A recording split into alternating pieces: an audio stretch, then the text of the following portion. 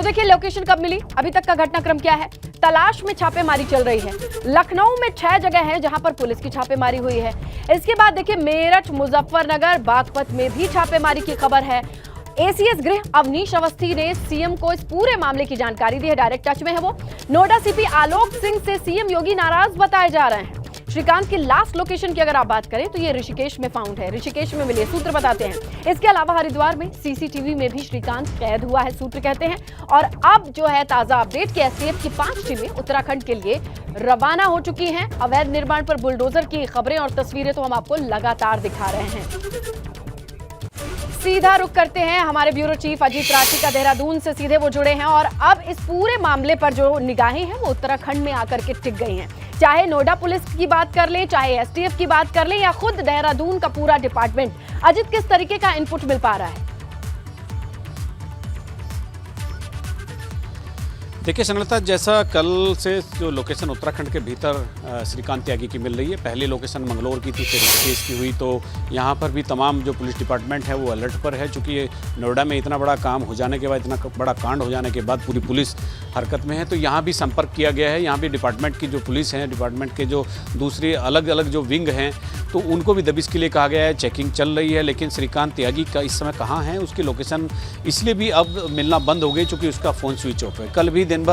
कल भी शाम के समय जिस गाड़ी से उसको यहाँ उत्तराखंड में आना बताया गया था, बलेनो गाड़ी थी, नंबर तो किसी को नहीं पता था, तो उस तरह की जितनी भी गाड़ियाँ थी सबकी चेकिंग हुई, लेकिन उसका कहीं पता नहीं चल सका। और इसी बीच वहाँ से नोएडा से कुछ पुलिस टीमों के आने की भी खबर थी। अभी हरिद्वार पुलिस से भी बात हुई थी हमारी, तो हरिद्वार पुलिस के पास भी अभी इस बात का कोई इनपुट नहीं है कि श्रीकांत शर्मा कहाँ है। एक बार चर्चा ये जरूर हुई थी, हालांकि ये अफवाह साबित हुई कि नोएडा पुलिस श्रीकांत त्यागी को रुड़की से गिरफ्तार करके ले गई है, लेकिन उसके बाद में फिर उस खबर में बहुत ज़्यादा दम नहीं था। लेकिन अभी आपने जैसा बताया कि 2-4 टीमें उत्तराखंड के लिए रवाना हो गई है, तो हो सकता है कि बाद में सर्विलांस पर आने के बाद उसकी कहीं ना कहीं कोई लोकेशन उत्तराखंड में मिल रही हो। तो इधर भी पुलिस डिपार्टमेंट ने अपनी पूरी चौकसी बरती हुई है और नोएडा पुलिस इधर आ रही है, तो हो सकता है दोनों के कोऑर्डिनेशन से श्रीकांत त्यागी को गिरफ्तार किया जा सके। जी बिल्कुल अजित, देखिए 25,000 का इनाम भी घोषित किया जा चुका है। और देखिए अगर उत्तराखंड के भौगोलिक परिदृश्य की बात कर लें, परिस्थितियों की बात कर लें, तो वहां पर उत्तराखंड पुलिस की या वहां की इंटेलिजेंस की जरूरत चाहिए होगी।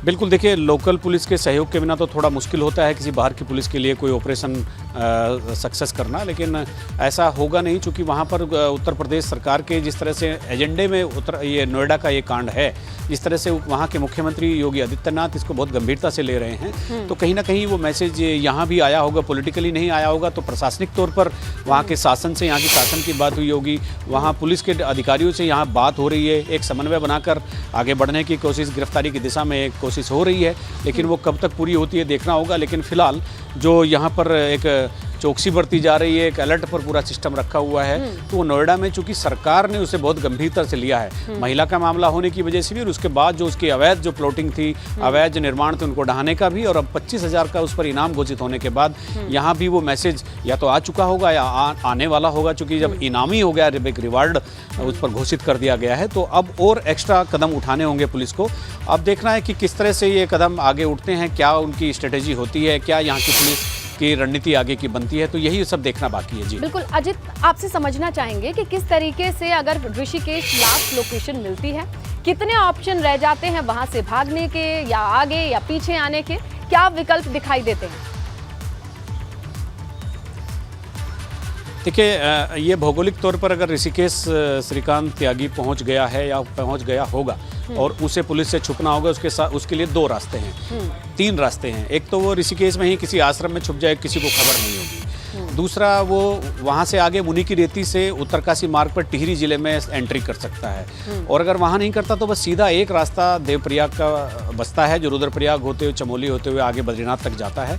उसके अलावा फिर देवप्रयाग से भी एक रास्ता पौड़ी के लिए कटेगा और एक टिहरी के लिए, तो वहाँ से भी जो डाइवर्जन है, तो मतलब रास्ते तो हैं, लेकिन उन पर चलना उतना आसान नहीं है। अगर वहाँ जो पुलिस नाकों को अलर्ट किया होगा, वहाँ जो पुलिस चेकिंग चल रही होगी, तो पहाड़ में भागने के रास्ते बहुत कम हैं और दुरू रास्ते हैं, तो ऐसा नहीं है कि वहाँ 10 तरह के रास्ते होंगे, किसी क्रॉसिंग से आदमी कहीं भी डाइवर्ट हो सकता है। वहाँ लिमिटेड रास्ते हैं, लिमिटेड स्पेस है, तो श्रीकांत त्यागी को अगर कुछ करना भी होगा तो छुपने छुपाने की बात भी होगी, तो कहीं बीच रास्ते में हो सकती है, भागने के ऑप्शन बहुत नहीं है।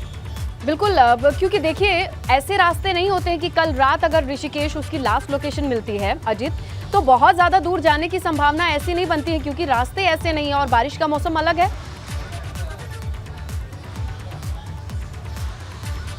बिल्कुल, देखिए अगर वो ऋषिकेश कल आया है तो ऋषिकेश से एक रास्ता कोटद्वार भी निकलता है, पौड़ी भी निकलता है, वो यमकेश्वर होते हुए वो रास्ता बिल्कुल एकदम सुनसान रहता है, उस पर बहुत आवाजाही भी नहीं रहती। दूसरा मैंने अभी आपको बताया, मुनि की रेती से टिहरी मुड़ सकते हैं, टिहरी उत्तरकाशी मार्ग पर, गंगोत्री यमुनोत्री मार्ग पर जा सकता है आदमी। उसके अलावा सीधे देवप्रयाग जा सकता है। वहाँ से तो देहरादून का रास्ता भी आता है। देहरादून के भी बहुत सारी जगह देहरादून में भी ऐसी है जहाँ आकर आदमी का पता ही नहीं चलता। पुरानी अगर पृष्ठभूमि हम देखते हैं तो यहाँ पर उत्तर प्रदेश के माफियाओं का जो गुंडे लोग रहे हैं, जो बदमाश लोग रहे हैं, जो लिस्टेड रहे हैं पुलिस की सूची में, तो उनकी पनाहगाह के तौर पर हम उत्तराखंड को देखते आए हैं। तो यहाँ थोड़ा आसान है छिपना, लेकिन अपराधी है, अगर मुहिम चल रही है पुलिस की तो पकड़ा तो जाना ही है। जी बिल्कुल, लेकिन ऐसे केसेस में आपका अनुभव क्या कहता है अजीत? अभी तक जितने भी उत्तर प्रदेश या कहीं बाहर से आए कोई आरोपी अपराधी होते हैं तो उन्हें कहां से पकड़ा गया है? कौन कौन सी ऐसी लोकेशन होती है जहां पर जाने के बाद छुपने का चांस बनता है, लेकिन हाँ पुलिस की गिरफ्त से इतना भी दूर नहीं? हाँ, देखिए ऋषिकेश से आगे का एरिया तो मैंने आपको बताया, पौड़ी भी जा सकते हैं, टिहरी भी जा सकते हैं और सीधे देवप्रयाग होते हुए रुद्रप्रयाग भी जा सकते हैं। देहरादून में ही रायपुर वाला एरिया, सहस्त्रधारा वाला एरिया इस तरह का है। पहले भी यहाँ से उत्तर प्रदेश के अपराधी पकड़े जाते रहे हैं। अच्छा। और धर्मेंद्र केठल और तमाम लोग यहाँ से देहरादून से ही पकड़े गए थे 1 साल पहले। तो ये रायपुर वाला जो एरिया है, रायपुर सहस्त्रधारा, तो इस तरफ का जो एरिया है, जो एयरपोर्ट और देहरादून के बीच वाला भी हिस्सा हम इसको कह सकते हैं, यहाँ से ये एक मार्ग ऊपर धनौल्टी के लिए चला जाता है, हालांकि वो संकरा है। तो इस एरिया में ज़्यादातर लोगों को यहाँ से दबिश देकर पकड़ा गया है। धर्मेंद्र केठल 1 साल 1.5 साल पहले यहीं से पकड़े गए थे, जो इनामी बदमाश थे उत्तर प्रदेश पुलिस की तरफ से। तो कुछ एरिया तो है, लेकिन हमेशा ऐसा होता नहीं है कि सभी बदमाश एक ही जगह पनाह लें। तो क्षेत्र बदलते रहते हैं, क्योंकि पुलिस के रडार पर सब रहते हैं, पुलिस की चौकियाँ होती है, पुलिस के सर्विलांस पर रहते हैं। STF के पास साइबर क्राइम का जिम्मा है, उसके जो टेलीफोन है वो सर्विलांस पर रहते हैं। बहुत सारी चीज़ें हैं, आधुनिक तकनीक आ गई है, तो बचने बचाने के लिए भी अपराधियों को भी नए रास्ते खोजने पड़ते हैं। जी बिल्कुल, क्योंकि अजित देखिए ये अब नाक का सवाल हो गया। उत्तर प्रदेश की सियासत गर्म हो चुकी है और अब देखना है कि किस तरीके से कौन सी नई अपडेट उत्तराखंड से जुड़ी हुई आती है। अगर वहां लास्ट लोकेशन मिली है तो निगाहें जाहिर तौर पर टिकेंगी ऋषिकेश से लगाए पूरे उत्तराखंड में। शुक्रिया अजित जी तमाम जानकारी के लिए। ब्यूरो चीफ अजित राठी समझा रहे थे किस तरीके से कौन कौन से ऐसे रूट हैं जहां पर लास्ट लोकेशन के बाद STF पहुंच सकता है, वहां पर दबिश दी जा सकती है।